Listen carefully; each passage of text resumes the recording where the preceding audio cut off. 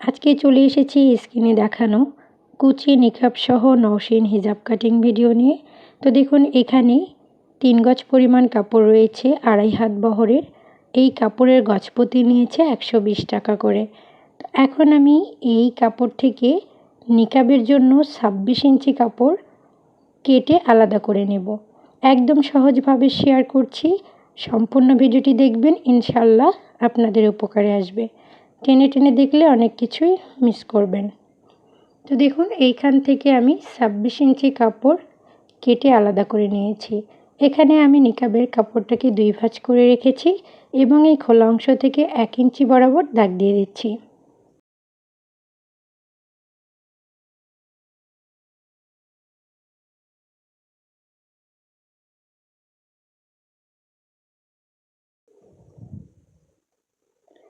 এখন এই দাগ থেকে আমরা নিকাবের লম্বার মাপ নেব।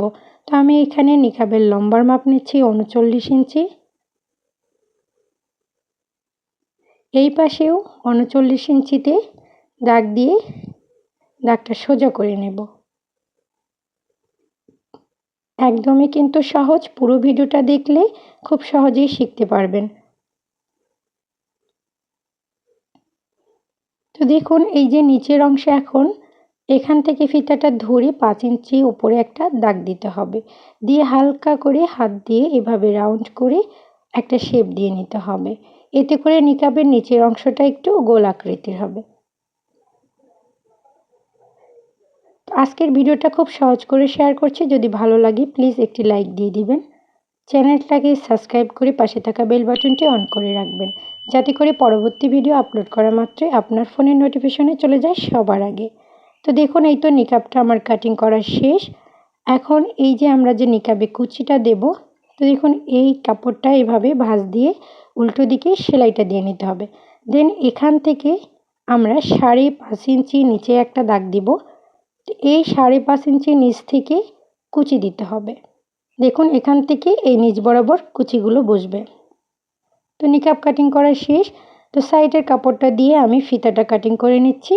ফিতাটার চওড়া দিয়েছি 2 ইঞ্চি এবং লম্বা রেখেছি 19 ইঞ্চি। এখানে 2টা ফিতা রয়েছে। তো দেখুন হিজাবের কাপড়টা আমি এখানে 4 ভাঁজ করে রেখেছি সমোচা ভাঁজে, নিচেরটা বন্ধ অংশ এবং উপরেরটা খোলা অংশ। এখান থেকে ফিতাটা ধরে লম্বা যতটুকু আসবে আমি পুরোটাই নিয়ে নিচ্ছি এখানে 41 ইঞ্চি। তো এইভাবে কর্নারে ফিতাটা রেখে পুরাটা রাউন্ড ডট ডট করে চক দিয়ে চিহ্ন করে নিলাম। এরপরে এগুলো আমি স্কেলের সাহায্যে দাগগুলো মিলিয়ে দিচ্ছি।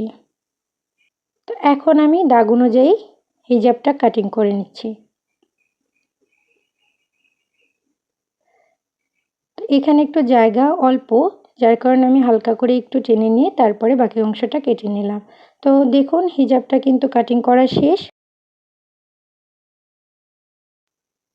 এরপরে দেখুন আমরা যে ক্যাপটা জয়েন্ট করব, তো এই হিজাবের এই মিডিল অংশে একটা কাট চিহ্ন করে রাখলাম, এতে করে সুবিধা হবে।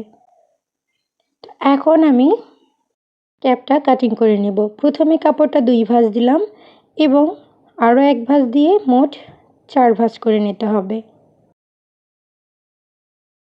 তো দেখুন এখানে 4 ভাঁজ কাপড় রয়েছে। তো আমি এই বন্ধ অংশ থেকে ক্যাপের লম্বার মাপ নিচ্ছি 6.5 ইঞ্চি এবং সেম জায়গা থেকে চওড়ার মাপ নিচ্ছি 5 ইঞ্চি।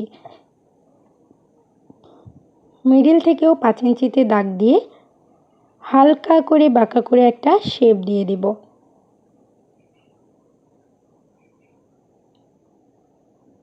একদমই কিন্তু সহজ বন্ধুরা, তারপরও আপনারা কী ধরনের ভিডিও দেখতে চান আমাকে কমেন্ট করে জানাতে পারেন। আর আজকের ভিডিওটি ভালো লাগলে অবশ্যই একটি লাইক দিয়ে দিবেন। এখন দাগ অনুযায়ী আমি ক্যাপটা কাটিং করে নেব। তো এই তো ক্যাপটা কাটিং করা শেষ। এখন আমি দেখিয়ে দিচ্ছি এটা কিভাবে সেলাই করতে হবে। তো এই যে 2 দিকের সিধা পাটটা একই দিকে রেখে উপরের অংশটা কিন্তু সিধা থাকবে, তারপরে সাইড দিয়ে সেলাইটা করে নিতে হবে।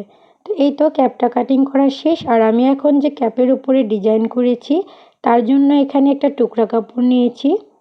তো দেখুন এখানে 13 ইঞ্চি লম্বা এবং 13 ইঞ্চি চওড়া আমি একটা কাপড় নিয়েছি। তো এখানে 1 ইঞ্চি করে আমি ডিজাইনের জন্য দাগ দিয়ে নেব। এই ক্যাপের উপরে এই ডিজাইনটার কারণে এই হিজাবটার নাম হয়েছে নওশিন হিজাব। আর সামনে যে আমি নিকাবটা সেট করব কুচি দিয়ে, এই জন্য বলা হয় কুচি নিকাব। তো আমি খুব সুন্দর করে আপনাদের মাঝে শেয়ার করেছি। যদি সেলাই ভিডিও দেখতে চান তাহলে আমার চ্যানেলটি সাবস্ক্রাইব করে রাখবেন, আমি নেক্সটে সেলাই ভিডিওটা দিয়ে দিব। তো দেখা হবে অন্য কোনো ভিডিও নিয়ে। সে পর্যন্ত সবাই ভালো থাকবেন, সুস্থ থাকবেন, আমার পরিবারের পাশেই থাকবেন। আল্লাহ হাফিজ।